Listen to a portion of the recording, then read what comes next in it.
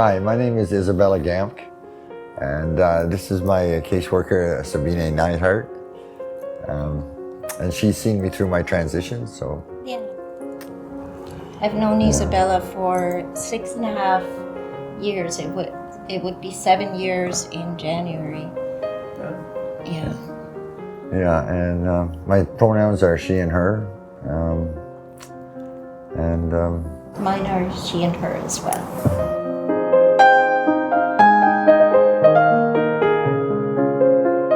Thank you for having me, and my dog Sparkle, who's whining over there, and this is Glisten over here. You guys are very good. You want to come say hi? Okay, come here. You want to get in the screen? Okay, come here, Bum Bum. All right, this is Sparkle here. He's a little needy sometimes. He really wants attention a lot, but he's very cute. He's 5 years old, and Glisten is 4, and they're my emotional support dogs. So they go everywhere with me. They've been to lots of protests. They like music, like going to bars. They've been everywhere.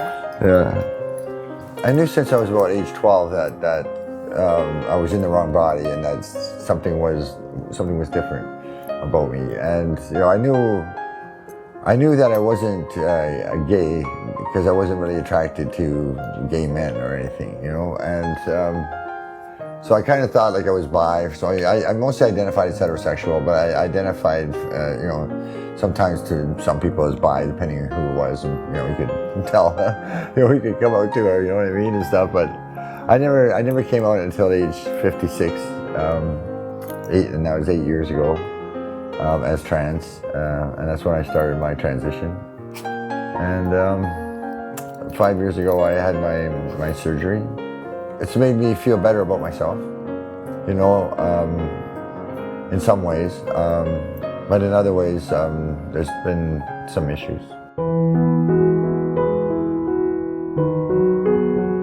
I knew my parents struggled a little bit, but I didn't know that much. That was it was prior to being 10. And then when I was about 10, my father moved my mom up north to Havelock with seven kids.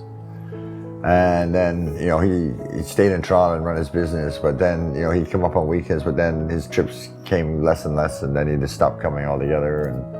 And it was a struggle for my mom, he was supposed to pay $28 a month for child support, for all of us, not individually, but all of us as a group, $28, and he never even did that, my mom, so we had to rely on churches and stuff to get by, and, I used to like traveling. I used to like creating things with my hand. I used to like working. I did a lot of work. I started working when I was 10 years old, after school, weekends and holidays for a farmer for 25 cents an hour.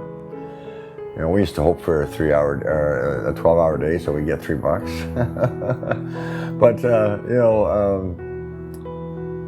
I worked in a machine shop when I got out of high school for a number of years. I started an apprenticeship and never finished it. I worked at other little jobs, car wash, in a furniture factory, cutting pressed wood for, crappy wood furniture. And then I worked delivering furniture for a number of years, 3.5 maybe years or so, up in Markham when it was the richest per capita area. Then after that, I got a job in a lumberyard, and I was cleaning up the lumberyard, with a wheelbarrow and a rake. That's how I started there, and rake and shovel. And then they gave me a little forklift to move things around, so I learned how to drive the forklift. And then, the other person that was driving their main forklift, the big forklift, he had a little drinking problem, so he was often late for work or didn't show up, or he would wreck the forklift. He would drive it into the pile of wood without getting rid of the cross members, and put them right through the windshield, take his own head off. So they got me to fill in for one day, and then after that I filled in for a couple of days, and then they asked me if I wanted that job, so I did. And then that lumberyard got bought out by a bigger lumberyard, Cadillac Lumber, and then I worked for them, and then I ended up driving the even bigger forklifts that they had. But then I quit that job. Like they kept moving farther and farther north, and then I was running the yard, and Then they hired somebody from the street, and the person kept bothering me, like, oh, where's this, where's that, where's that? I said, why didn't you offer me that job?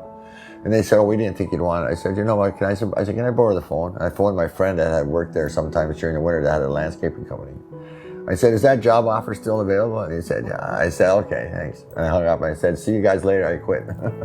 So then I went to work doing landscaping for a number of years. And then after that, that's when I got diagnosed. And I struggled with addiction and homelessness for a long time. I had been sexually abused as a child.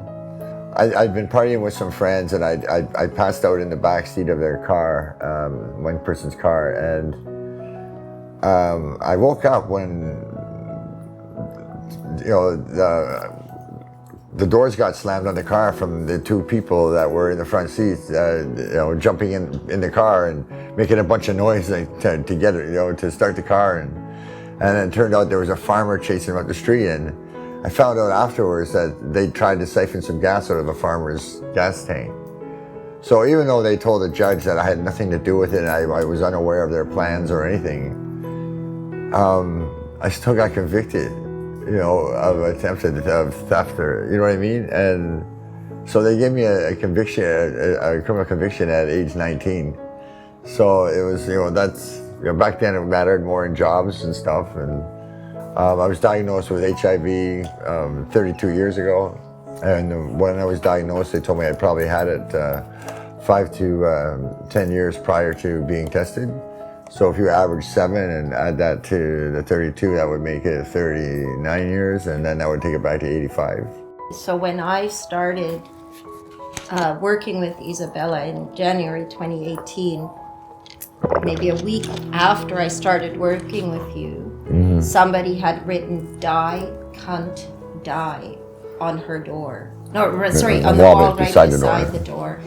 And nothing was done about this. It was painted over by TCHC, but there's a policy. They say there is a policy of zero tolerance policy towards transphobia, but every time she complained, when it was investigated, it was seen as a he said, she said situation, including when you were... And here even.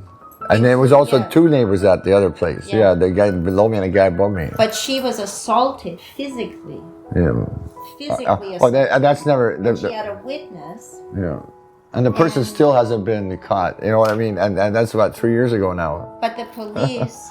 4 years ago, maybe. Would only arrest him if she agreed to also... Get charged. Because he said that I started in the stairwell. But I ran out of the stairwell and banged on my friend's door. And then my friend opened the door, and they seen the guy kick in and hit me, and they knocked my glasses off the ground, and the person picked up my glasses off the ground. But they seen that I wasn't hitting them back. I wasn't fighting. No. This person was fighting, trying to beat me up. You know what I mean? And so it's like but the police said they did nothing. To this day, nothing's been done. Yeah, and I think because there's been no communication from the Crown or anything towards anything. Nothing. And because of who you are a tall woman, you're a strong woman, you have I speak out and speak for myself. If you had been a different kind of woman, they might have reacted differently. But because she is a taller woman and her voice projects, I believe strongly that interaction with the police was transphobic. I was considered a senior too. Then when that happened, I was considered a senior as well. So and because you're considered a senior at 59 in trial housing and stuff. So if I would have been a senior cis woman, the police might have taken it a little bit more serious, right? Or if it wasn't at 200 Wellesley. Or if it wasn't there. Dynamics here around class. Her gender presentation and housing, your housing, your status. If this had happened in Forest Hill, it would have been treated differently. If you were a richer woman, it would have been treated differently. And so there's so many layers here to how you've had to negotiate constantly. It's been a struggle with everything.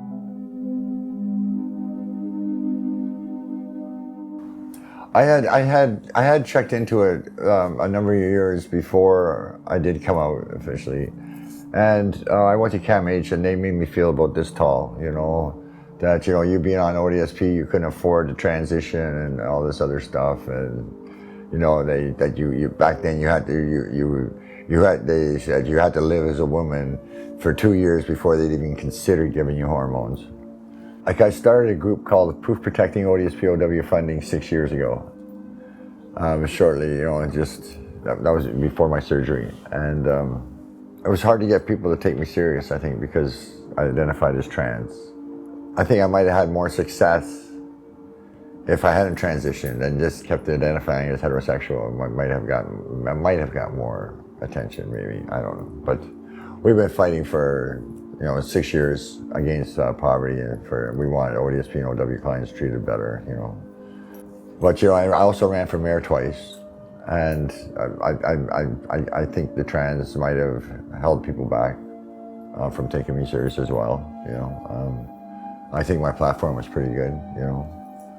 What I find so interesting about Isabella is that she has had so many practical ideas that could solve, put a big dent into the crisis of homelessness that we have right now. And those ideas I have a background in political science. I used to teach up at York University, and the things, when I think of philosophers and political theorists writing, she came to those ideas simply through lived experience. And so you've proposed incredible solutions like the paying rent by postal code. That that would go a long way into solving some of the issues we have around affordability. But my point is that, and I think you are right, that if you were a man, your ideas would be seen as more innovative. But because she is a woman and a trans woman and disabled, automatically there's less seriousness to her ideas, and that part is really a shame. And I feel like some of her ideas are there's professors who are paid a lot of money to study this stuff, and she's come to it organically. I can't do the activism and stuff that I was doing like 6 years ago, 5 years, even 4 years ago. I used to go to a lot of protests at Queen's Park to try to raise awareness, about all different, like trying to get all different groups involved, and because everything is interconnected, and trying to garner support for us and stuff, and it's just a struggle, But I can't do it anymore. My health is too bad, and I don't know who's going to be the next person that's going to be strong enough to do it. Like we found that when we protested at Queen's Park, it was like everybody there is on the same page. It's like preaching to the choir. I was involved with many other groups and protests that were on the street with Indigenous groups and defund the police and all different kinds of the environment, and I went environment protests. I believe in healthcare and education, you know what I mean, and trying to get these people involved in the fight against poverty is hard,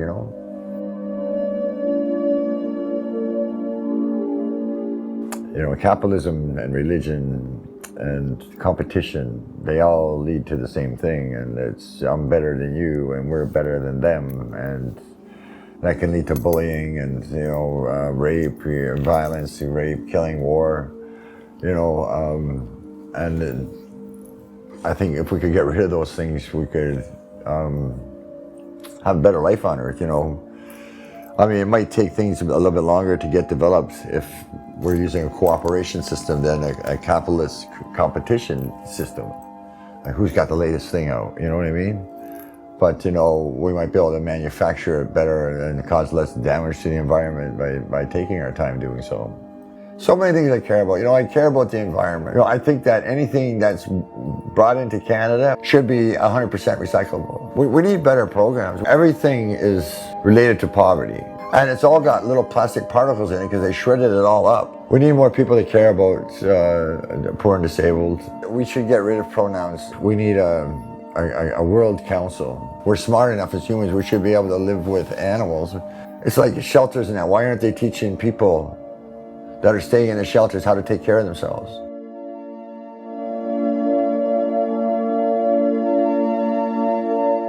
You know, I used to like dancing and playing pool, and I used to like carving, doing art, but you know, I can't do any of that anymore. So, you know, like even 4 years ago, I could still go out and dancing sometimes a little bit. It would hurt, but I would do it. But now I might be able to do one song if one or two songs dance a little bit, but it hurts like heck. My quality of life has really gone downhill. Like there's really nothing I enjoy. Like,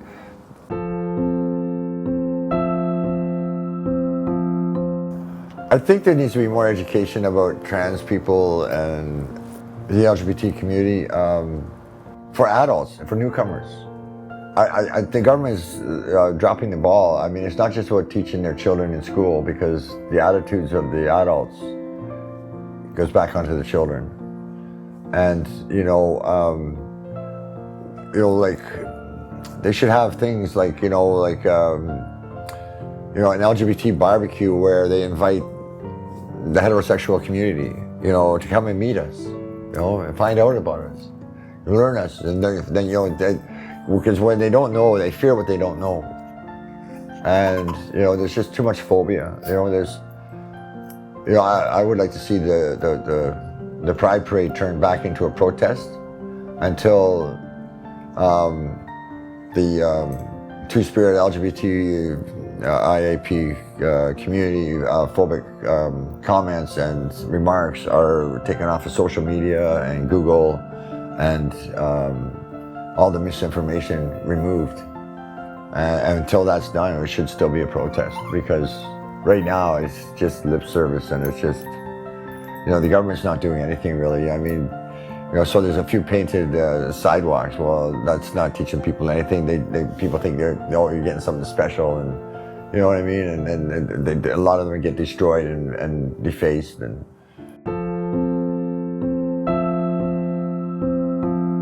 one of the things about Isabella is that when she's around people, you present with this positive, kind of grin and bear your pain. So people often look at Isabella and say, well, she doesn't look that sick to me or in so much pain. But I see her about 3 times a week. And in here, when she's not out there with your lipstick on and trying to do the work that you do to fight poverty and homelessness. I tell people, if you see me walking down the street and I'm smiling, I might not be smiling. It might be just me gritting my teeth in pain. But yeah, but like living in pain for 10 years, you kind of get used to it, and you just kind of try to block it. And you know what I mean? You try to just do what you can. You don't move so you cause pain. Yeah, I'm tired. I don't sleep very well. I can't turn my head very good. I can't tilt it. It's hard to bend it up and down, but it hurts all the time. I can't take painkillers because of my IBS, so I'm always in pain. Been in a lot of pain for the last 10 years. The last couple of years, it's been really bad. My neck has been getting so much worse, and my shoulders. And so, like I said, I'm getting made. But on November 2nd, but I'm having a celebration of life party on October 26th. And I want people to have fun and celebrate the fact that I will be out of pain. I'm looking forward to that. It should be a good evening of singing and dancing. I think more people should do that.